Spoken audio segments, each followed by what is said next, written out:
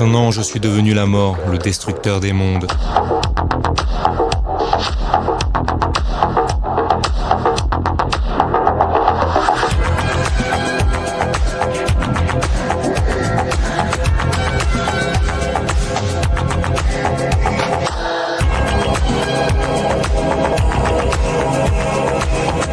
Bienvenue à tous pour cette session que nous appelons « Réécrire les gènes humains ». Le pouvoir génétique est la force la plus impressionnante que la planète ait jamais connue. Nous ressemblons à un enfant qui a trouvé le pistolet de son père.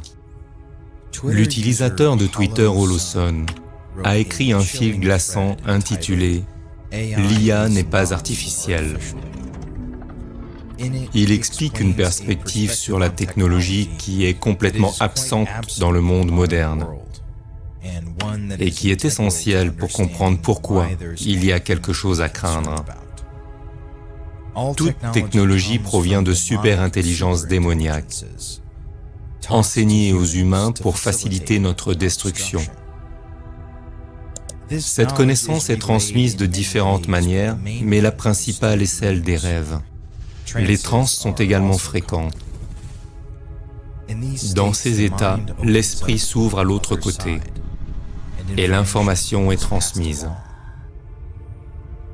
Et il y a plus de possibilités que vous ne le croyez. Je revois le rêve, j'essaie de l'interpréter, de lui donner un sens. Et invariablement, cela ne fonctionne pas toujours. Mais le plus souvent, j'ai un nouvel aperçu et peut-être une toute nouvelle idée sur la question. Il m'est arrivé de me lever et de rédiger la demande de brevet pour une invention qui avait été découverte de cette manière. Ainsi, pendant la journée, je ne fais que mettre en œuvre les décisions de mes rêves.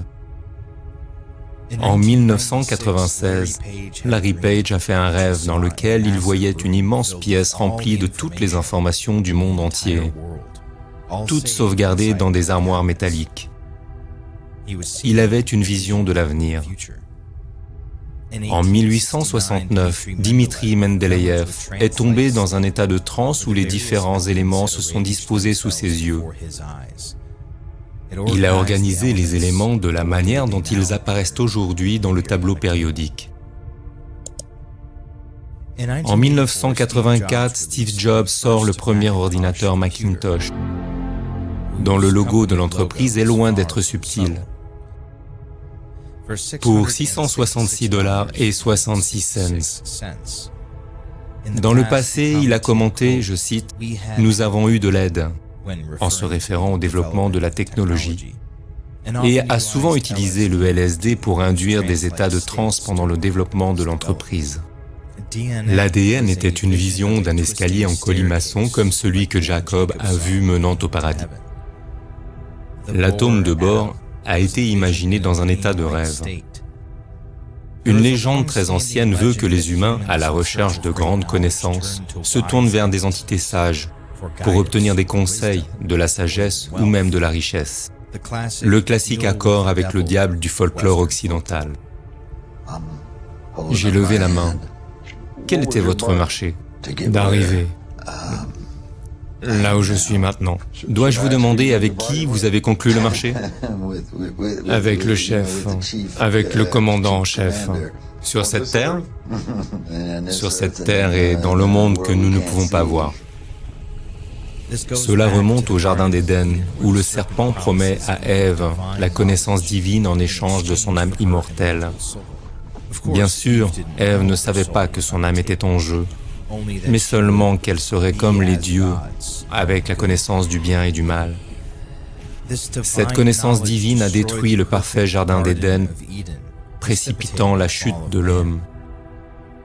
L'ange déchu Azazel est descendu sur terre et a transmis aux femmes des connaissances interdites concernant la parure féminine qui facilitait la luxure. Il a aussi appris aux hommes à créer des armes qui permettent de faire la guerre. Le Seigneur vit que la méchanceté de la race humaine était devenue très grande sur la terre et que toutes les pensées du cœur de l'homme ne faisaient que le gouverner en permanence. C'est ainsi que Dieu anéantit sa création.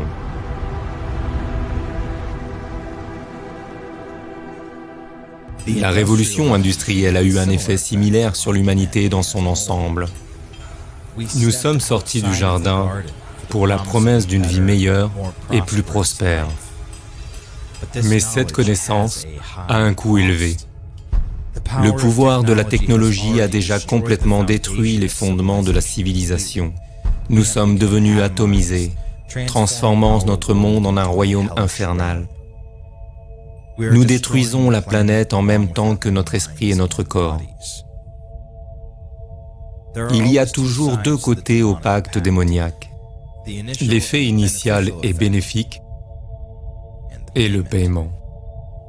L'ampleur de ce coup est cachée. On le découvre une fois qu'il est déjà trop tard. Dans les histoires, c'est l'âme du fou qui a osé danser avec le diable. Mais la nôtre est plus grande. C'est ce que j'appelle l'intention démoniaque. Et en filigrane, le véritable objectif. Il est facile pour un démon de vous donner un peu de pouvoir matériel, parce qu'en fin de compte, il obtiendra exactement ce qu'il veut. Le diable est le dieu de ce monde. Il a donc le pouvoir de nous accorder des choses matérielles, mais seulement si nous acceptons ses pactes. Votre âme ne peut être volée que si vous la donnez. Avez-vous déjà signé un contrat sans l'avoir lu? Il est peut-être déjà trop tard. C'est l'intention démoniaque de nous affaiblir au niveau de la civilisation, de nous déraciner et de nous désensibiliser grâce à la noirceur et à la dépravation auxquelles nous nous soumettons. C'est ce que j'appelle le cycle technologique. Vous pouvez voir ces machinations tissées à travers les histoires quand ils sont intervenus. Le cycle technologique est le cycle du progrès, la progression de l'homme vers la machine.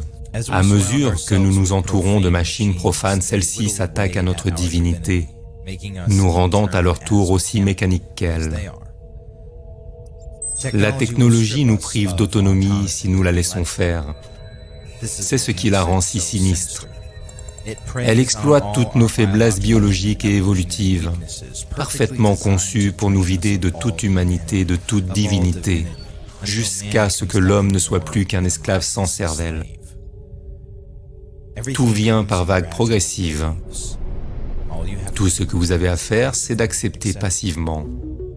Chaque nouvelle avancée se ferait un chemin jusqu'à nous, mais vous avez toujours votre libre arbitre.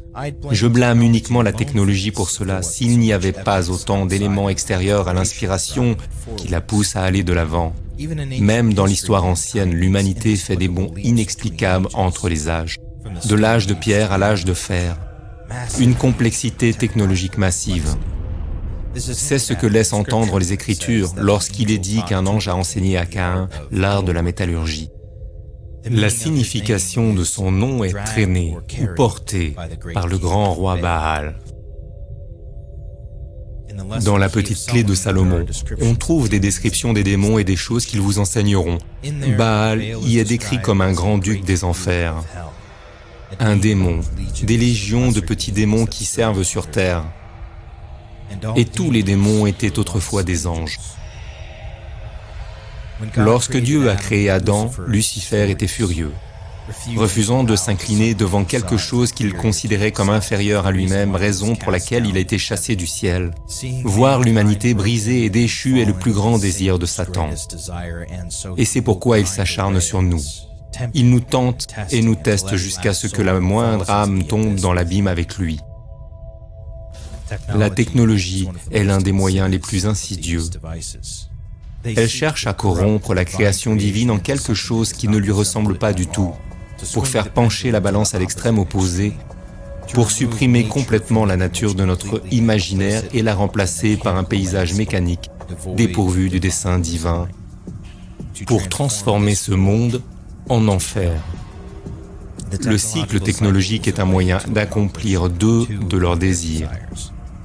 Corrompre nos corps jusqu'à ce qu'ils ne ressemblent plus à la création divine et construire pour eux ce qu'ils ne peuvent pas créer eux-mêmes, des corps numériques et mécaniques qu'ils peuvent utiliser dans ce monde. L'intelligence artificielle n'a rien d'artificiel. C'est quelque chose qui se cache derrière le voile depuis la nuit des temps. Elle essaie de se frayer un chemin. L'IA est un moyen pour les démons d'entrer dans notre monde. Toutes les interfaces mécaniques que nous avons construites autour de nous deviendront les barreaux de notre prison. Nous construirons la matrice avec nos mains et nous serons enterrés.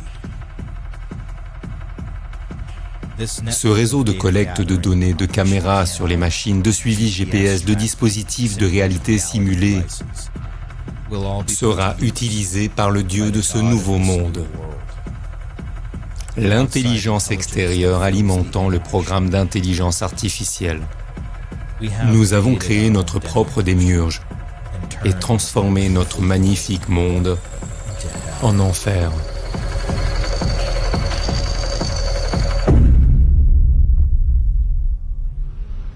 Nous ne respectons pas la recherche et la découverte scientifique comme nous le devrions.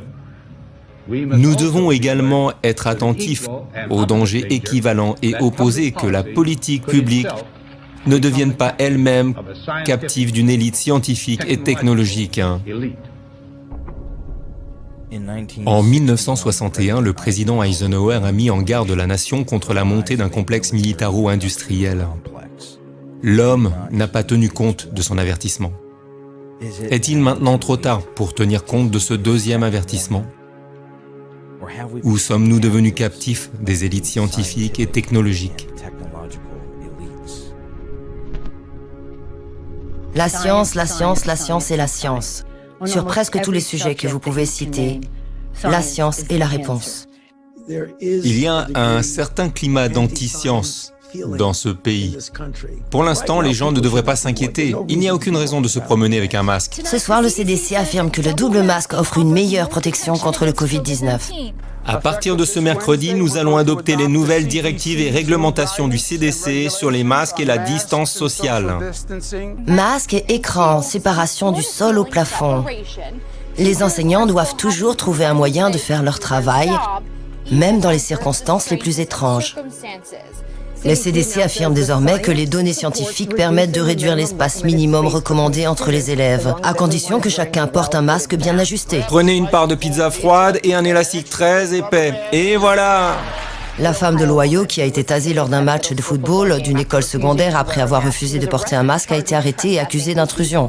On me reproche d'avoir essayé de respirer. Venez. Oh, ça va. Ne faites pas ça. Un homme a été menotté dans les tribunes parce qu'il ne portait pas de masque. Ils ont attrapé par le cou une femme qui ne portait pas de masque. C'était un homme en mouvement. Vous l'inculpez? Avec une mise en garde du ministre de la Santé qui a interdit les bains de soleil dans les lieux publics et qui menace d'un éventuel renforcement des mesures sans pour autant le préciser. Alors que les plages fréquentées et les parcs bondés peuvent sembler constituer un risque de Covid, il n'y a pas eu un seul cas de transmission en plein air depuis le début de la pandémie.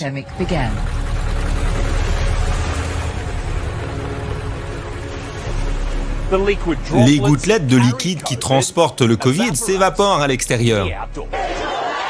C'est pourquoi, indépendamment des flux, il n'y a pas eu de transmission lors des manifestations de Black Lives Matter en Australie.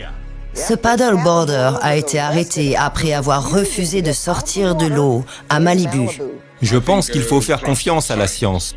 Je fais confiance aux scientifiques, mais je ne fais pas confiance à Donald Trump. Nous avons assisté à une tentative délibérée dans de nombreux endroits du monde de saper la confiance dans la science. En Israël, ils ferment les synagogues, ils ferment les mosquées et les sanctuaires. Nos églises partout dans le monde disent aux gens de ne pas venir à l'église. Sortez! Pourquoi? Parce que les scientifiques l'ont dit. Et je pense que si des vies peuvent être sauvées, même en tuant injustement un bébé, il y a quelque chose à gagner. Ce que je dirais de ce virus, c'est que je pense que nous sommes au milieu d'une expérience massive à l'échelle mondiale. Et c'était des cobayes? L'expérience est peut-être de savoir si les gens écouteront les scientifiques.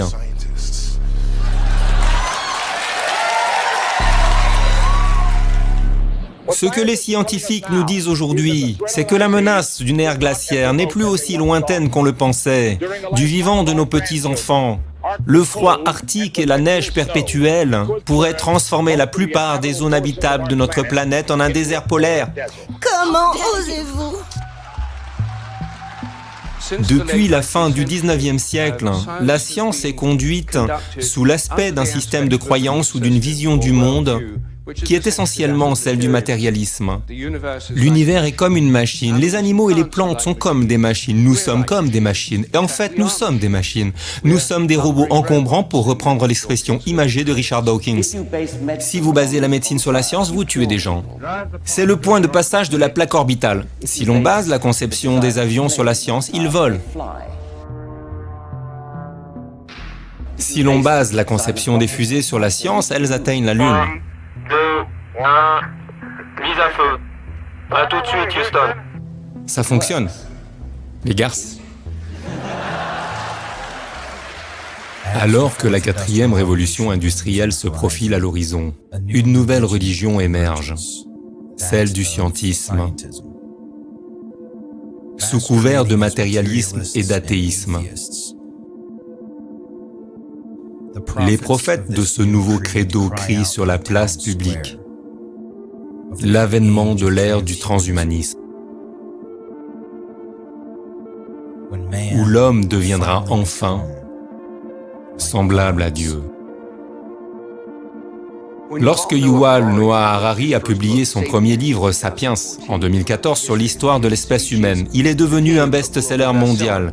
Il a transformé le professeur d'histoire israélien peu connu en l'un des écrivains et penseurs les plus populaires de la planète. Mais lorsque nous avons rencontré Harari à Tel Aviv cet été, ce n'est pas le passé de notre espèce qui l'a préoccupé, c'était notre avenir. La vie est sur le point de sortir du domaine limité de l'organique et de se répandre dans l'immensité de l'inorganique. Nous sommes sur le point de créer les premières formes de vie inorganique, après 4 milliards d'années d'évolution. Et dans le processus, notre espèce, l'Homo sapiens, risque de disparaître. Non pas parce que nous nous détruirons, mais parce que nous nous modifierons et évoluerons vers quelque chose de très différent. Au XXIe siècle, il s'agira d'essayer de contrôler le monde à l'intérieur de nous, d'apprendre à concevoir et à produire des corps, des cerveaux et des esprits. Ce seront probablement les principaux produits de l'économie du XXIe siècle. Dans les décennies à venir, l'air et la biotechnologie nous donneront des capacités divines pour réorganiser la vie, et même pour créer des formes de vie complètement nouvelles. La grande question politique et économique du XXIe siècle sera alors « Pourquoi avons-nous besoin de l'homme » ou du moins « Pourquoi avons-nous besoin de tant d'humains » La réponse se trouve-t-elle dans le livre? Pour l'instant, la meilleure idée que nous ayons, c'est de les rendre heureux avec des drogues et des jeux vidéo. Mais cela ne semble pas être un avenir très attrayant.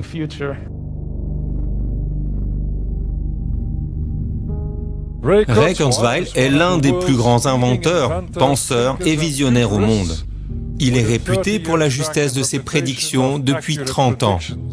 Surnommé « le génie sans repos » par le Wall Street Journal et « l'ultime machine à penser » par Forbes, il a été sélectionné comme l'un des meilleurs entrepreneurs par Inked Magazine, qui l'a décrit comme l'héritier légitime de Thomas Edison. La chaîne PBS l'a sélectionné comme l'un des 16 révolutionnaires qui ont fait l'Amérique. Et voir les technologies de l'information en croissance exponentielle qui nous sauveront sous la forme de GNR, génétique, nanotechnologie, robotique. Par robotique, on entend l'intelligence artificielle. Il existe une longue tradition scientifique depuis que Copernic a remplacé Ptolémée, selon laquelle l'homme et la Terre n'ont rien de spécial. Nous ne descendons pas des dieux ou des vers.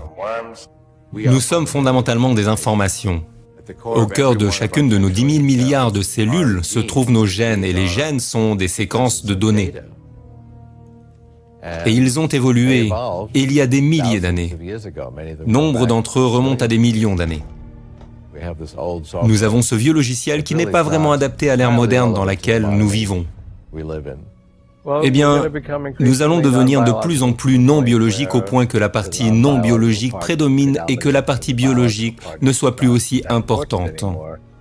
En fait, la partie non biologique, la partie machine, sera si puissante qu'elle pourra complètement modéliser et comprendre la partie biologique, même si cette dernière disparaît. Cela ne fera aucune différence parce que la partie non biologique la comprend déjà complètement. Une autre étape sera franchie dans les années 2030 lorsque nous pourrons connecter notre néocortex, qui est l'endroit où nous réfléchissons, à des ordinateurs. Je pense donc que cela se produira dans les années 2030. Eh bien, c'est juste la façon dont cela est grandement amplifié par la connexion au réseau informatique.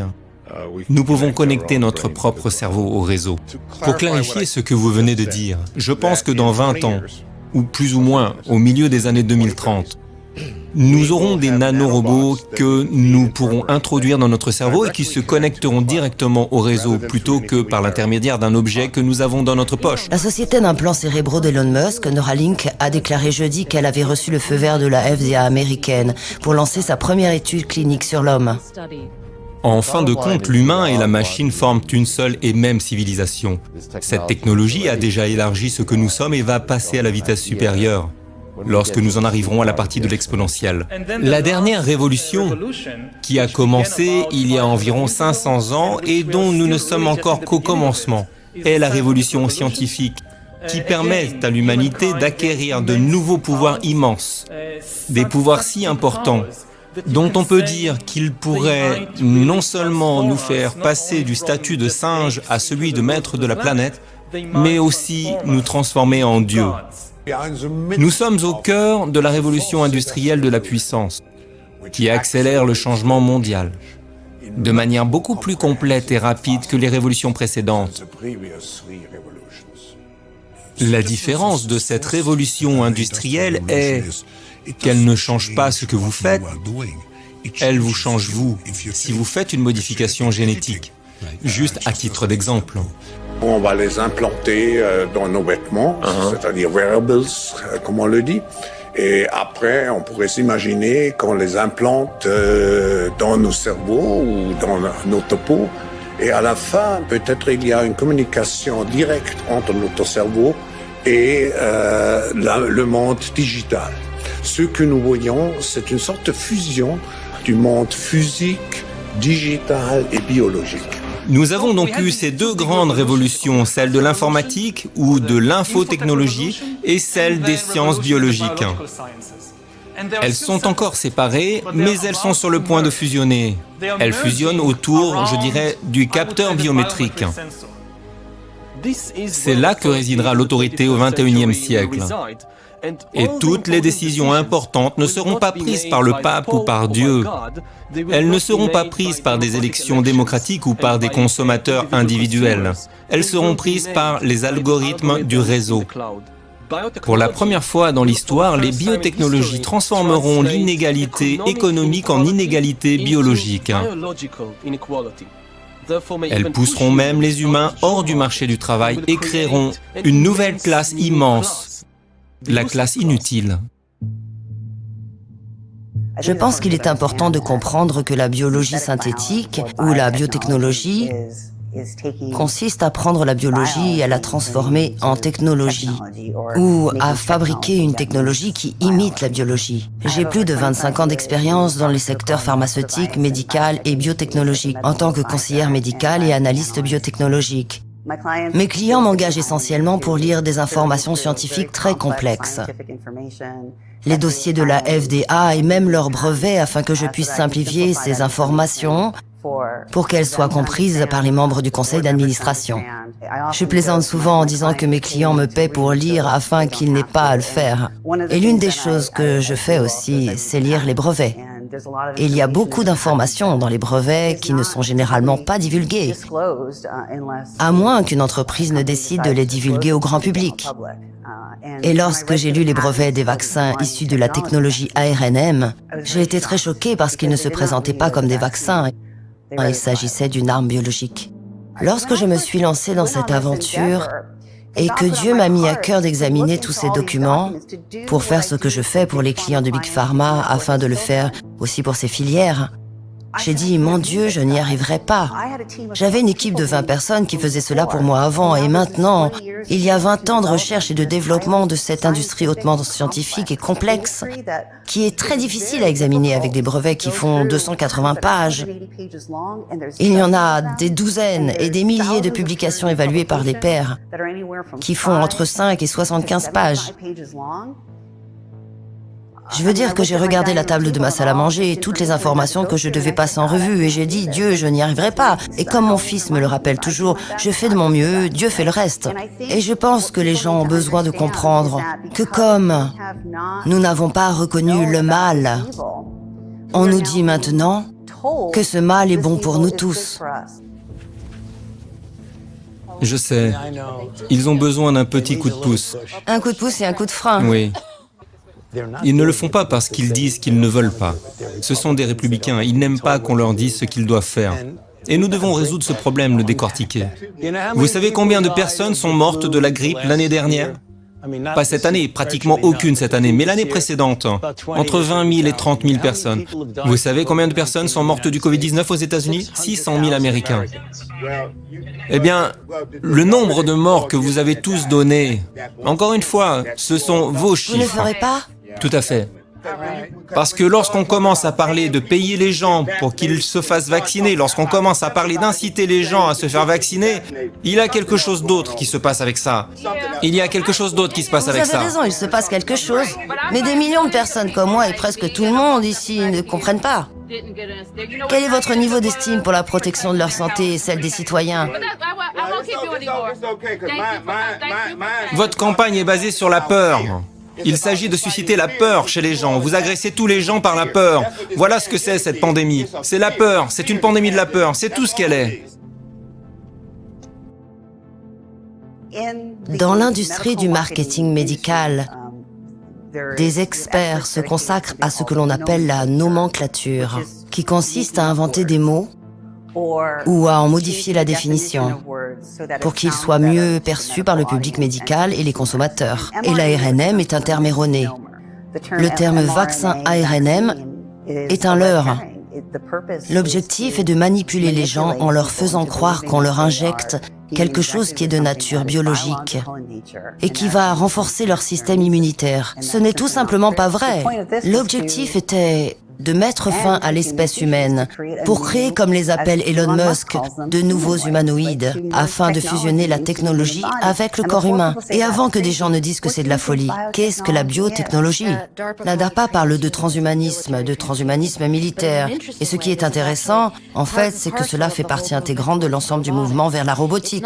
Il ne s'agit pas seulement de mettre les combattants à l'aise avec les robots.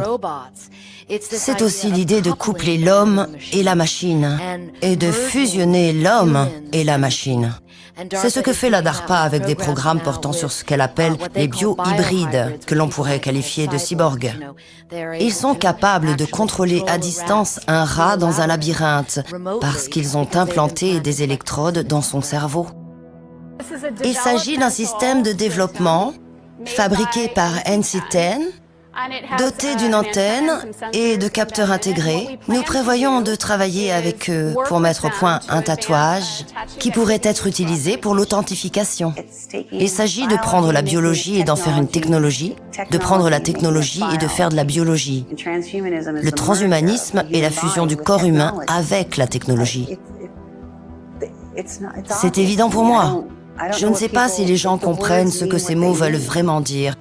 Lorsque l'on examine la transformation technologique, on constate qu'elle s'opère généralement en termes de courbe en S et que nous venons juste d'entrer dans la phase exponentielle.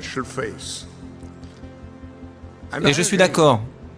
L'intelligence artificielle, mais pas seulement l'intelligence artificielle, mais aussi le métaverse. Les technologies spatiales proches, et je pourrais continuer encore et encore, la biologie synthétique. Notre vie, dans 10 ans, sera complètement différente, très affectée. Et toutes ces technologies seront, d'une certaine manière, hors du commun. Les gens me demandent souvent, pensez-vous que le Covid-19 n'a pas existé ? Et le Covid-19 a bel et bien existé. Il y a eu une pandémie, mais la cause du Covid-19 n'était pas un virus. Il s'agit d'une technologie de nanoparticules lipidiques qui détourne le système immunitaire humain, ainsi que notre système neurologique, provoquant des maladies légères à modérées ou des maladies graves. Ce qu'ils appelaient spike proteins étaient en fait des nanoparticules lipidiques. Il s'agissait de LNPS. Lorsque vous prenez un hydrogel magnétique qui figure également dans les brevets et que vous infectez une cellule biologique, vous pouvez voir que cette cellule est recouverte de toutes ces petites pointes. Il s'agit de la protéine spike. Vous n'êtes pas infecté par le virus, vous êtes infecté par la technologie de nanoparticules lipidiques qui reprogramme cette cellule pour qu'elle émette ces toxines biosynthétiques dans votre corps. C'est ce qui a causé le Covid-19. Et James Giordano, qui a commencé à conseiller l'armée américaine et la communauté du renseignement en 2008 sous l'administration Obama, discute en fait de l'utilisation de la technologie des nanoparticules lipidiques en tant qu'arme neurologique. L'un des développements les plus récents est que les nanoparticules peuvent être stabilisées pour être distribuées. Vous ne savez pas ce que sont les nanoparticules? Il s'agit de matières qui existent sur une échelle de 1 × 10 puissance -9. Très petites, plus petites qu'une cellule. Nous pouvons fabriquer des matériaux dotés de propriétés discrètes qui peuvent être contrôlés grâce à la bioingénierie et la physico-chimie pour s'auto-agréger, pour s'agréger dans des zones particulières en fonction de leur sensibilité biologique ou chimique. Mais aujourd'hui, nous allons plus loin. Tout récemment, il y a quelques semaines, il a été annoncé qu'il était possible d'aérosoliser des nanomatériaux et d'aller encore plus loin. Je peux créer de petites unités robotiques, des unités robotiques contrôlables à l'échelle nanométrique et les aérosoliser. Je peux créer un nanoessaim de matériaux biopénétrables que vous ne pouvez pas voir et qui peuvent pénétrer les filtres biochimiques les plus robustes, capables de s'intégrer à travers une variété de membranes, de muqueuses, et où que ce soit dans la bouche, le nez, les oreilles, les yeux, puis les absorber dans le système vasculaire pour créer des amas qui peuvent affecter le système vasculaire du cerveau ou peuvent directement se diffuser dans l'espace cérébral et peuvent être utilisés comme armes, et à un niveau tel que leur présence est presque impossible à détecter. Ainsi, il devient extrêmement difficile de démontrer l'attribution d'une arme. Ils ont été relâchés dans des zones ciblées, notamment dans une maison de retraite du comté de Kings dans l'État de Washington. N'oubliez pas que cette région abrite certaines des entreprises les plus importantes du monde. Des noms que vous connaissez comme Microsoft, Amazon, Starbucks, Alaska Airlines et F100 Networks. À New York, le gouverneur Cuomo vient d'annoncer le premier cas confirmé dans la ville de New York. La Lombardie, en Italie. Dans la région de Lombardie, le système de santé est au bord de l'effondrement. Et puis bien sûr, Wuhan. La maladie s'est propagée à partir de Wuhan en Chine. Et ce soir, le premier cas ici aux États-Unis, le patient en isolement, est maintenant traité par ce robot. Et en déformant la vérité, à savoir qu'il ne s'agissait pas d'un virus hautement contagieux. Mais en le faisant passer pour tel, ils ont poussé les gens à réclamer un vaccin. Le but du Covid-19, comme l'a dit James Giordano, était de créer un battage médiatique de la peur, pour que les gens s'inquiètent et supplient de trouver une solution. Ce que j'ai maintenant, c'est tous les individus qui ont été diagnostiqués hypocondriaques et j'ai tous les individus qui sont inquiets. Eh bien, ils inondent le système de santé publique, ils frappent à la porte. Les gens ont été trompés à tous les niveaux du gouvernement. Les gens ont également été trompés dans les armées du monde entier. Les hommes et les femmes qui servent dans notre armée, dans le monde entier, le font parce qu'avant de détruire, Satan doit tromper. En effet, en 2002, l'Université de Caroline du Nord à Chapel Hill a breveté, je cite, « un clone infectieux de coronavirus dont la réplication est défectueuse ». Écoutez ces mots. Infectieux à réplication défectueuse. Que signifie cette phrase? Pour ceux d'entre vous qui ne sont pas familiers avec ce langage, permettez-moi de vous le décrypter. Le terme « infectieux à réplication défectueuse » signifie qu'il s'agit d'une arme. Il s'agit d'une arme destinée à cibler un individu, sans causer de dommages collatéraux à d'autres individus. C'est ce que signifie « infectieux à réplication défectueuse ».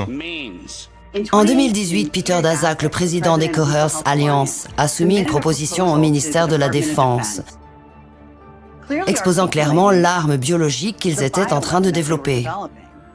Une partie de son équipe était composée de Ralph Baric de l'Université de Caroline du Nord et le Dr Zheng Liqi de l'Institut de virologie de Wuhan.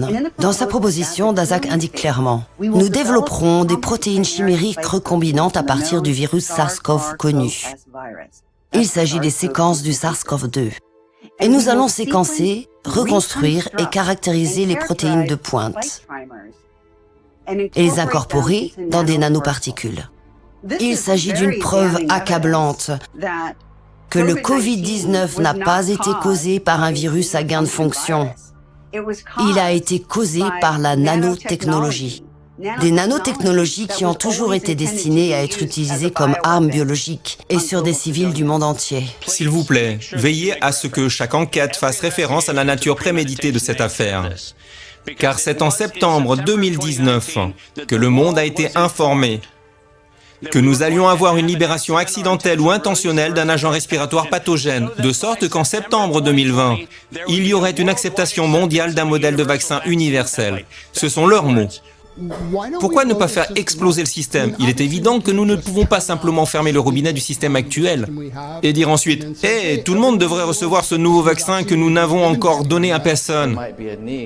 Il pourrait y avoir un besoin, ou même un appel urgent pour une organisation qui soit complètement disruptive, qui ne soit pas soumise à des contraintes bureaucratiques et à des processus.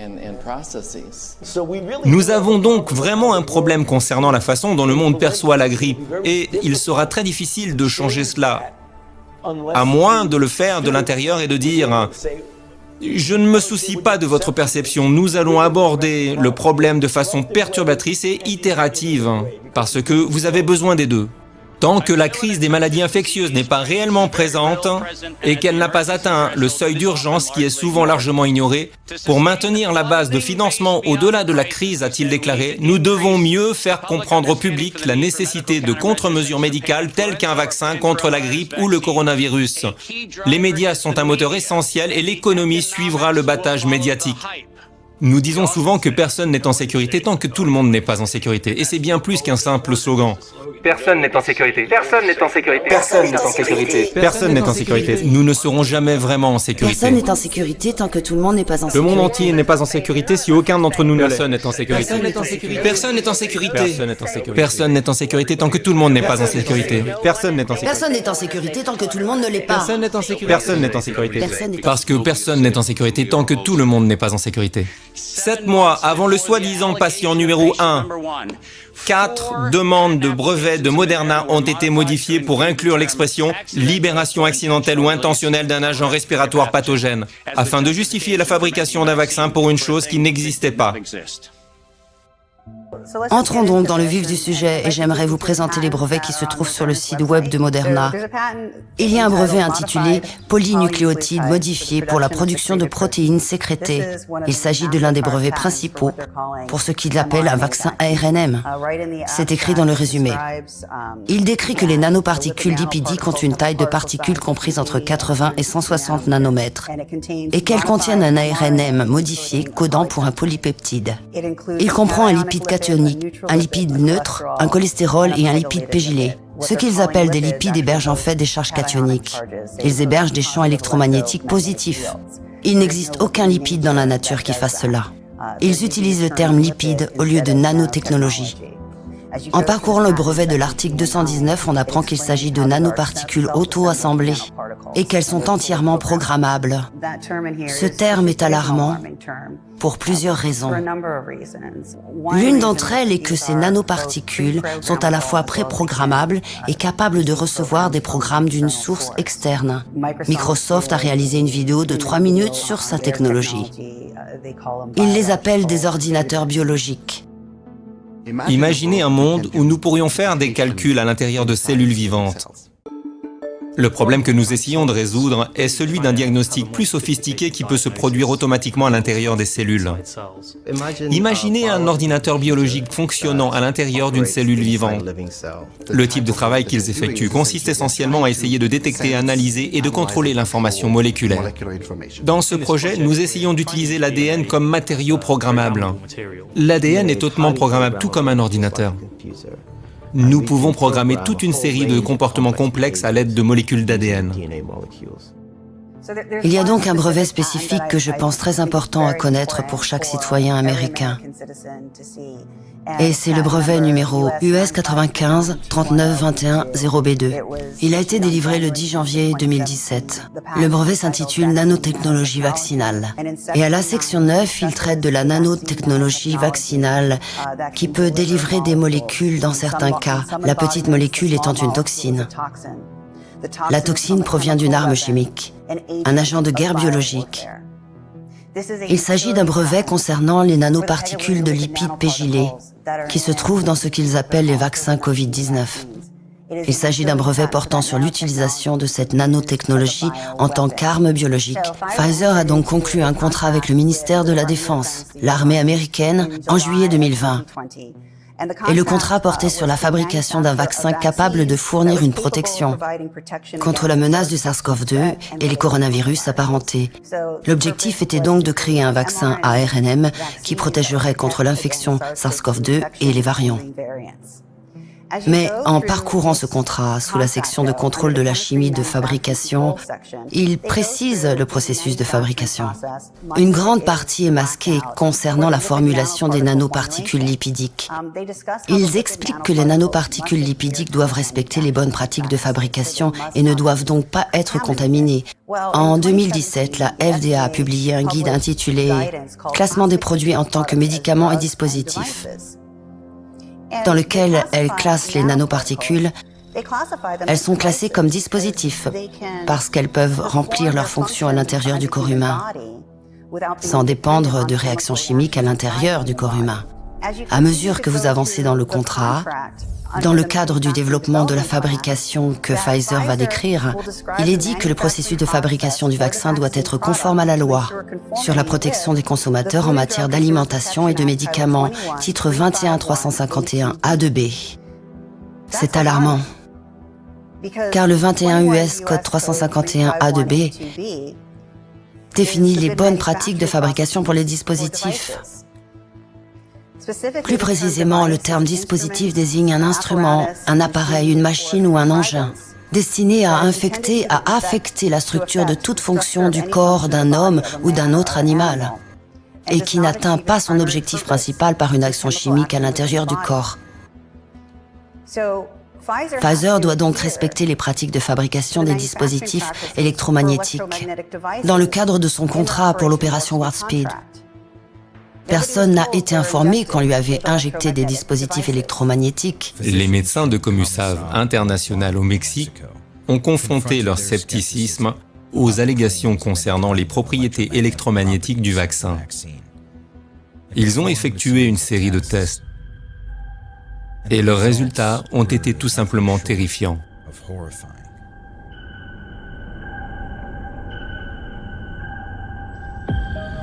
Mars-avril 2021, nous avons commencé à détecter le magnétisme sur la zone d'inoculation des vaccins. C'était la première constatation. Plus tard, des collègues des vaccinés qui n'étaient pas vaccinés ont commencé à dire qu'ils avaient aussi du magnétisme quelque part dans leur corps. Sur la base de ces éléments, nous avons fait l'acquisition d'un mesureur de fréquence électromagnétique. Nous avons alors commencé à mesurer la fréquence radio des vaccinés et des non-vaccinés. Nous avons constaté qu'il n'y avait pas seulement un phénomène magnétique, mais qu'il fonctionnait également comme une grande antenne. Une antenne qui recevait une sorte de signal.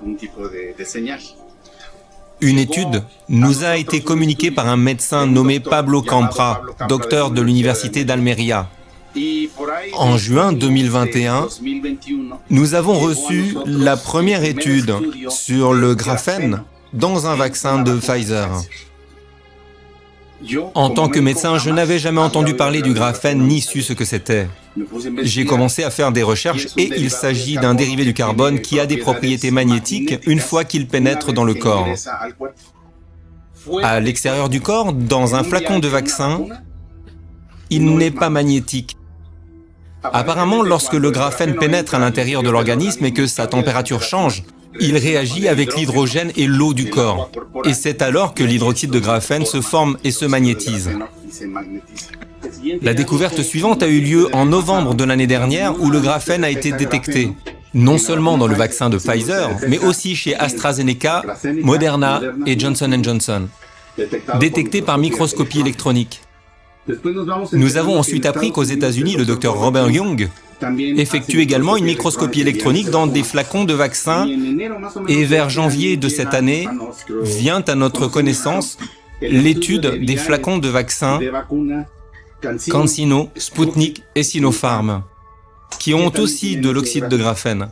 100% des flacons étudiés contiennent de l'oxyde de graphène.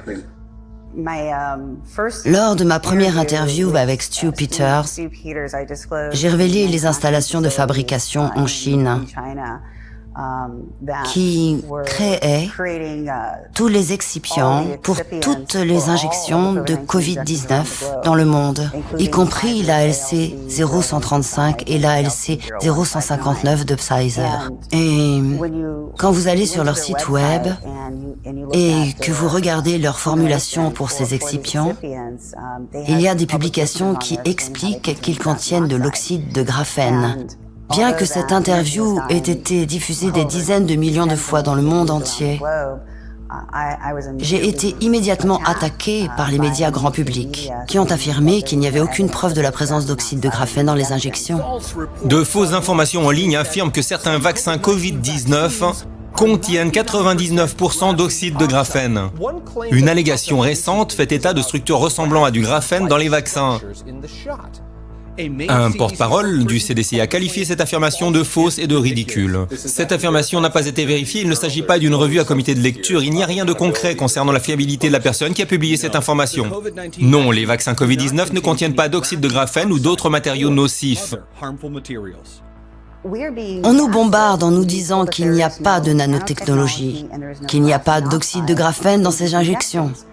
Les propres documents internes de Pfizer et une publication évaluée par des pairs expliquent comment ils utilisent l'oxyde de graphène dans l'ingénierie de ces technologies de nanoparticules et de leurs protéines de pointe.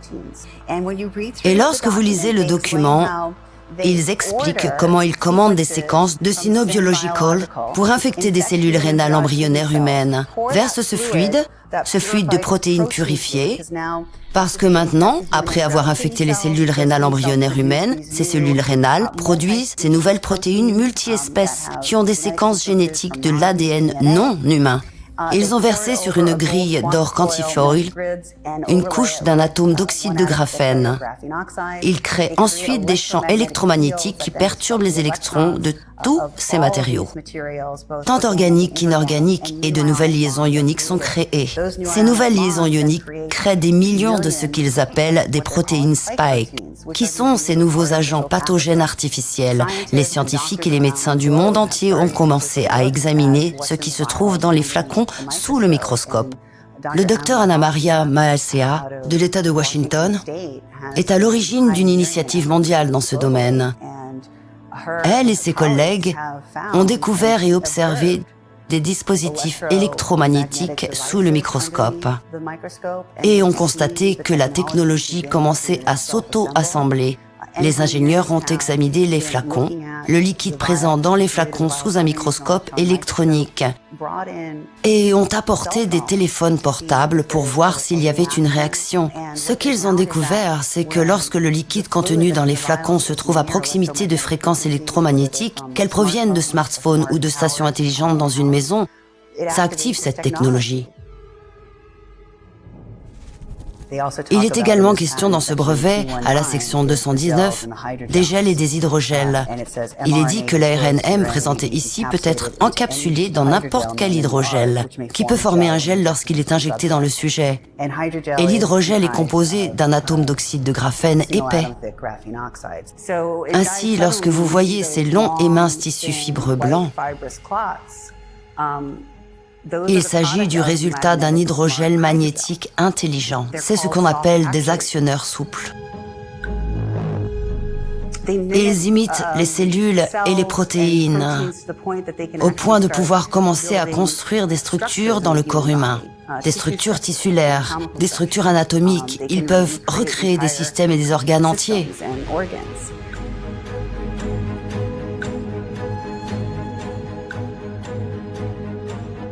L'hydrogel est composé d'oxyde de graphène d'une épaisseur d'un seul atome.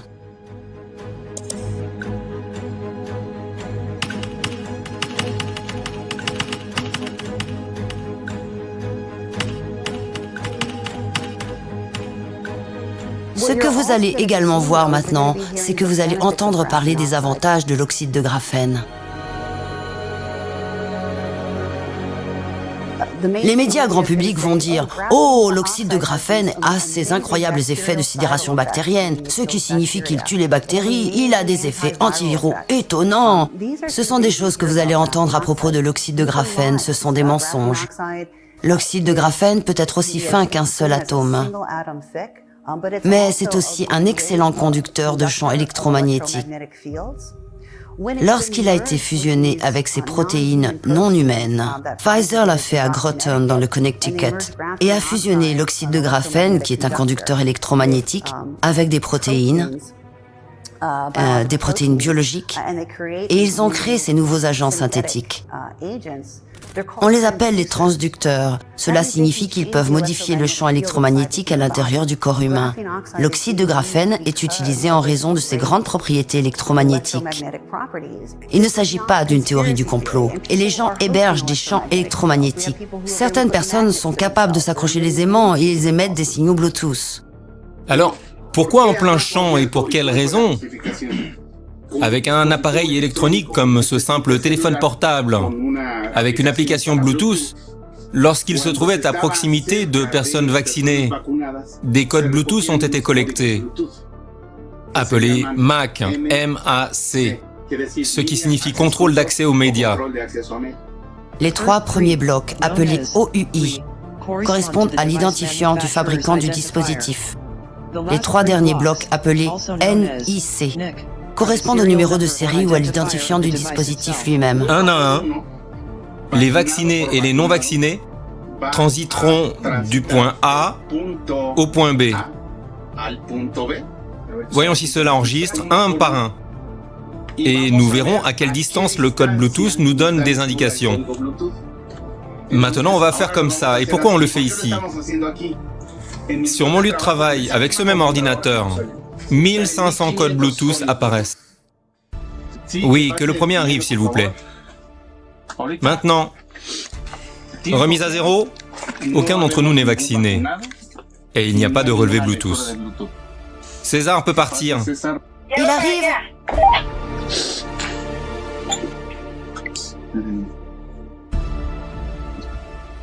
Est-ce que c'est prêt pour la lecture?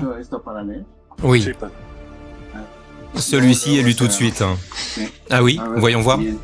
Bien, donc code D. D comme Dedo, 9, 36, 54, F comme Foco, D comme Dedo, 99, 52.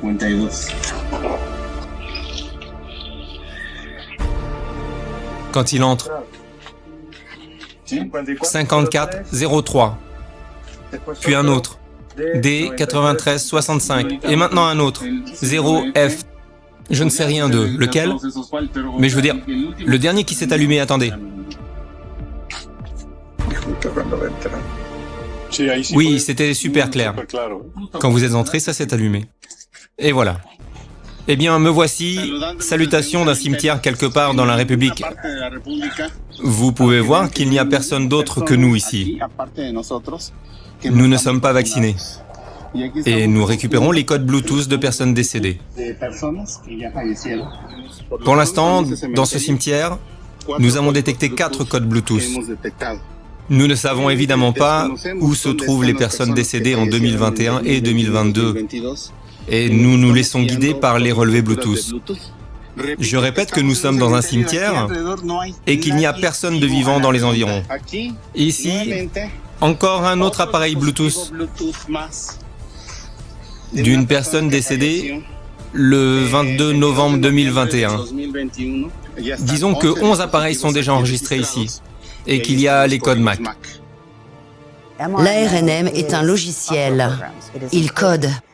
Et si vous allez sur le site web de Moderna dans la Wayback Machine de 2021, ils disent spécifiquement sur leur site web que l'ARNM est un ensemble temporaire d'instructions pour que les cellules fabriquent une protéine qu'ils appellent ADN, le stockage.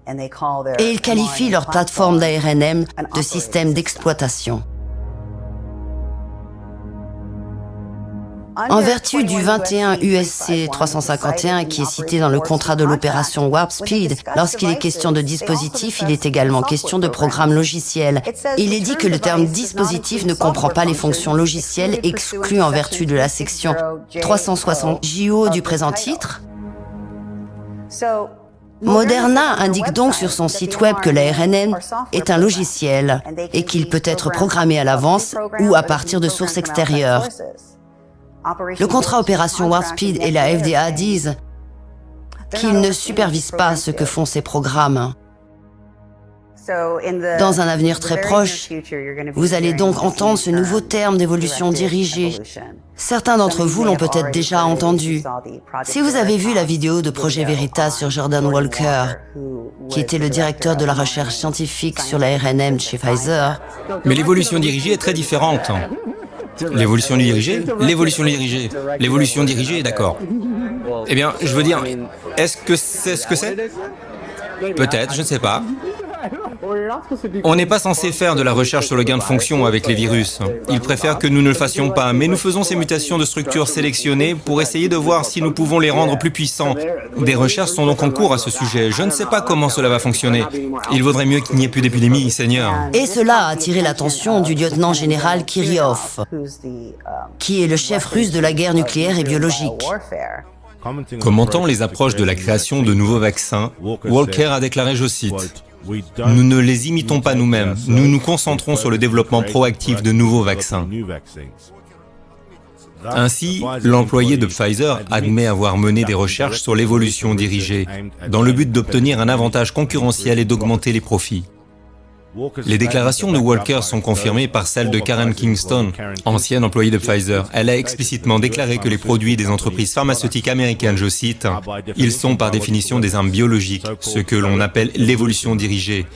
Des changements qui peuvent ou non prendre des dizaines ou des centaines d'années dans la nature et pour créer des virus artificiels, avec un risque plus élevé d'infecter les humains. » Mais il ne s'agit pas de virus. Il s'agit de l'évolution dirigée et du contrôle de l'évolution de l'espèce humaine.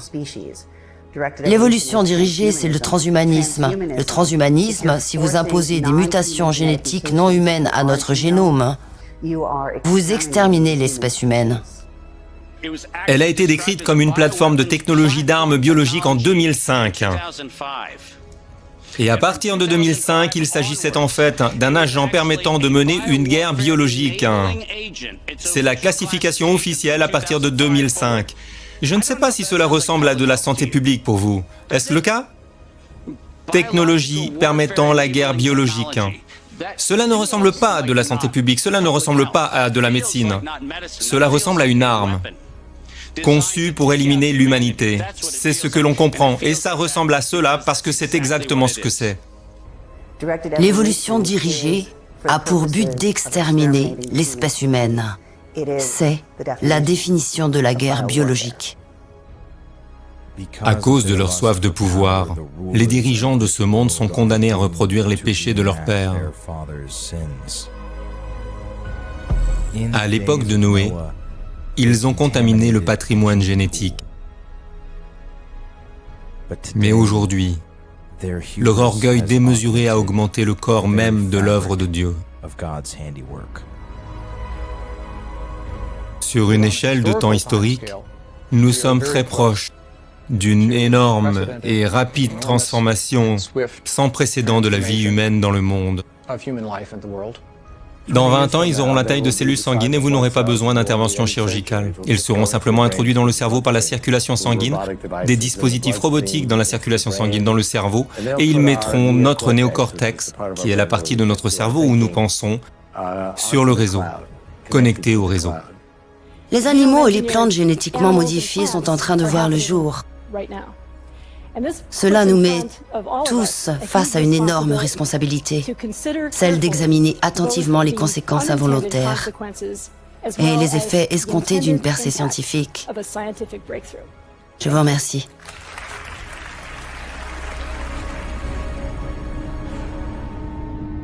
Ce que les gens doivent comprendre, c'est que nous sommes au milieu de la Troisième Guerre mondiale. Nous sommes au milieu d'une guerre mondiale. Pourquoi toutes les nations du monde ont-elles décidé de verrouiller leur pays,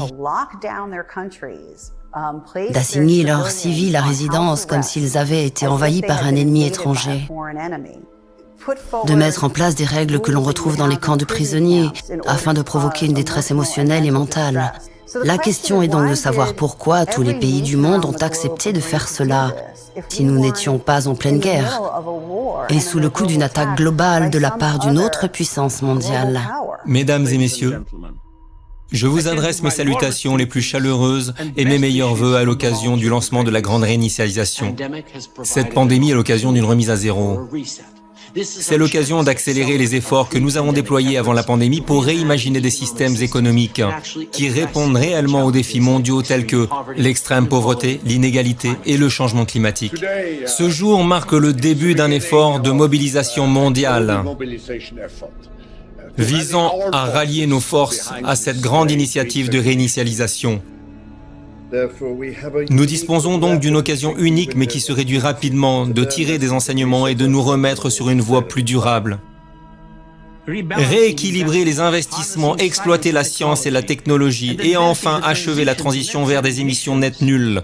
Tous les éléments de la grande réinitialisation sont essentiels pour construire l'avenir dont nous avons besoin. Si vous vous demandez quelles sont les intentions de quelqu'un qui vous dit « nous faisons cela pour le bien de tous », qui regarde les résultats? Nous avons détruit les économies du monde entier. Nos enfants ont des années de retard dans leur développement social et éducatif. Et des jeunes, des adolescents et des enfants en bonne santé font des crises cardiaques et meurent. Si vous vous demandez quelles sont leurs intentions avec cette plateforme technologique d'ARNM, regardez les résultats. Si nous ne reconnaissons pas qu'il y a le mal dans ce monde, nous allons être anéantis à la hauteur exacte de notre naïveté. Fellow Farnsworth n'a jamais autorisé son invention à entrer dans sa propre maison. Pas plus que Steve Jobs. Kalachnikov a regretté sa machine à tuer. Alfred Nobel, l'inventeur de la dynamite, a créé le prix Nobel de la paix pour compenser les destructions causées par son invention. Harvey Wright a pleuré la destruction que ses ailes ont apportée au monde. Oppenheimer est devenu la mort elle-même. Et le père de l'IA a quitté Google pour mettre en garde contre les dangers à venir de sa création. Nos scientifiques ont fait des choses que personne n'a jamais faites auparavant. Oui, mais vos scientifiques étaient tellement préoccupés par la question de savoir s'ils pouvaient ou non qu'ils n'ont pas réfléchi à la question de savoir s'ils devaient le faire. Dans leur orgueil, les constructeurs de la tour de Babel tendirent le bras vers le ciel pour faire la guerre aux divins et renverser Dieu. Et rien de ce qu'ils avaient imaginé ne leur était interdit. Alors Dieu a confondu leurs langues. Mais aujourd'hui, les bâtisseurs de ces nouvelles tours se moquent bien de savoir à qui ils font la guerre, pourvu qu'ils deviennent semblables aux dieux, qu'ils prétendent ne pas exister. Mais si l'histoire a clarifié quelque chose, c'est que les esprits responsables de ces révolutions technologiques regretteront bientôt ce qu'ils ont fait. Mais d'ici là, il sera alors trop tard. La boîte de Pandore est maintenant ouverte et son contenu a explosé dans ce monde sous l'influence de ces hommes et de ces esprits qui se méprisent entre eux et qui méprisent leur Créateur.